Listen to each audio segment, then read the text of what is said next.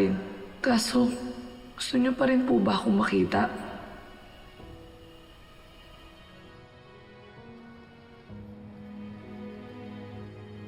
Emily, anak. Gusto na kitang mayakap. Emily. Makasama at mahalikan, anak. Ka namin. Mula nang iniwang kita sa tatay gani mo. Walang araw na hindi kita naisip. Kahit yung araw na sinabi sa akin ni Rica at pinaniwala ako na patay ka na. May panti sa puso ko na ayokong bumitaw.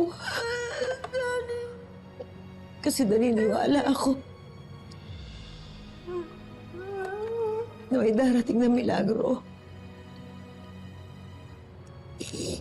At makakasama na kita. Sabi po nila walang himala. Pero sa dinami-dami ng pagsubok at panganib na pinagdaanan ko, ituturing ko na pong himala na buhay pa rin po ako hanggang ngayon. At malinaw na sa akin kung bakit. Dahil nakatakda po tayong magkita at magkasama. Sana nga, anak, dumating na ang panahon na yon na magkasama na tayo. Dahil sa bawat araw na lumilipas, mas lalo ako nananabig sa iyo, anak. Ngayon na alam ko na malaki ang pag-asa na buhay ka.